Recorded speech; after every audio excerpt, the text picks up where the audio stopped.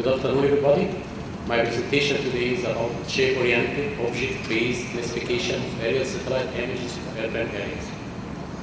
I'll start with a brief introduction about the image segmentation object features, just to focus on the points I wanted to address in this presentation. Then the methodology, the pre-processing step, the region growing image segmentation, and the classification.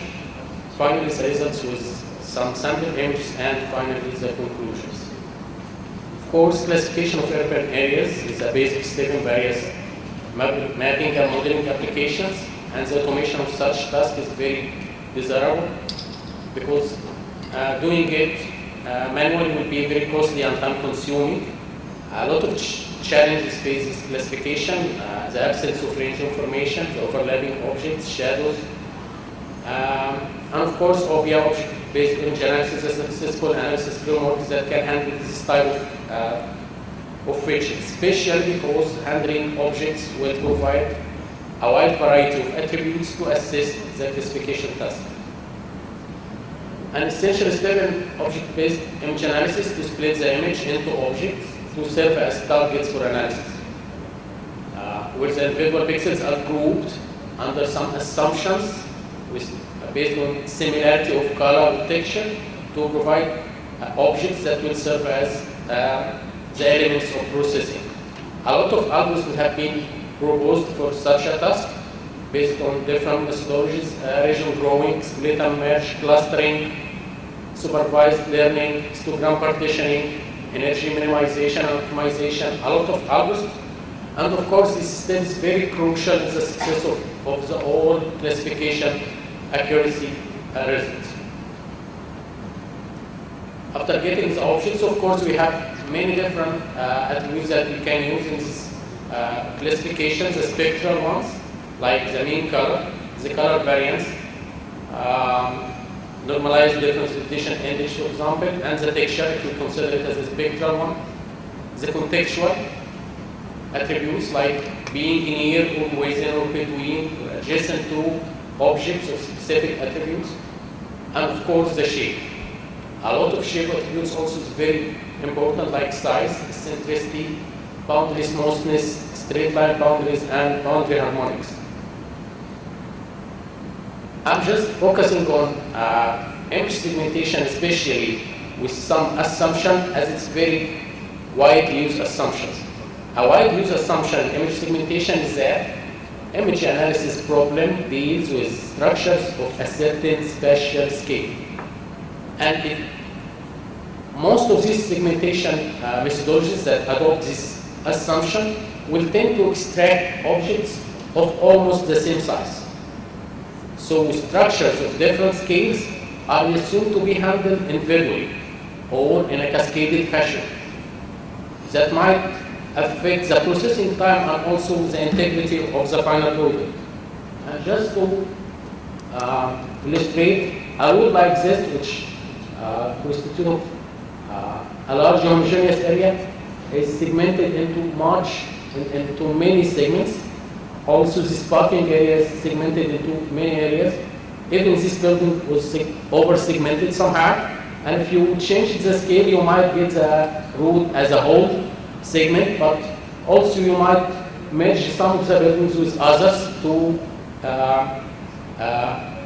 satisfy this spatial scale constraint. Another example is here. The same image is classified under this assumption of a certain or a specific spatial scale. This one was segmented with a small spatial scale, and this is with somehow larger spatial scale, and you can find that at the small spatial scale, the larger objects tend to be split and to satisfy the scale constraint, just as I outlined before for the routes. For example, the routes are over-segmented here, and the reverse problem will happen at large spatial scale. When the smaller objects like cars, for example, here, or individual trees, will tend to be merged into neighbor objects just to satisfy this constraint. So under this assumption, the shape features of the objects will be only preserved for the addressed spatial scale. What I mean is that, for example, here buildings are, I can say, the scale here I use is somehow suitable for the buildings, but not that suitable for the roads. Only one scale we handle to preserve the shape of this scale. And here comes the question: can we handle the segmentation task to deal with all of these special scales at once? Usually, the objects in our urban areas will vary in the sizes, even under one class. You will find a small building and you will find a large building. You will find large roads and you will find tiny vehicles.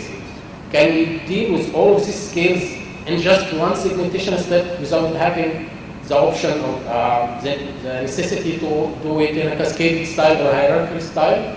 And also to avoid the burden of selecting which scale should be appropriate for dealing with buildings or whatever class. And for evaluating such a question, I just go through a simple or a straightforward classification methodology, starting from a pre-processing step and a very straightforward region growing image segmentation. And I intended to do the classification based only on the shape feature, just to emphasize how the shape feature is somehow, in my opinion, is underestimated or underutilized in the typical classification algorithm.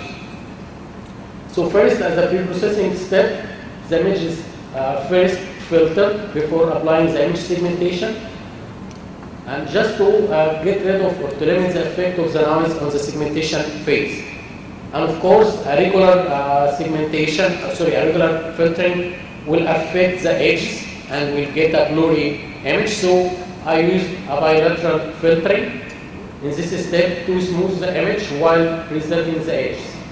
A bilateral filter will do the averaging or smoothing, not only based on the neighbor Gaussian function based on the neighbor pixels, but also will take into consideration the difference in value. So the neighbor pixels that doesn't share the same amount or the same level of intensity will not contribute too much to the averaging, and this will preserve the edges while the filtering. And this is an example where you can find some of these details here in buildings are smoothed out.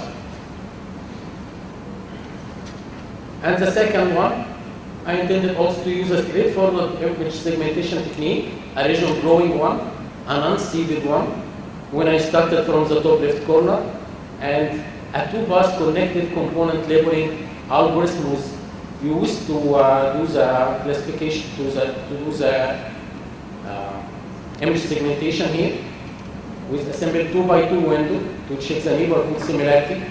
And for checking the neighborhood similarity, the color similarity was used, and the color in LAB color space is used to check this similarity. Just a brief note about the LAB color space.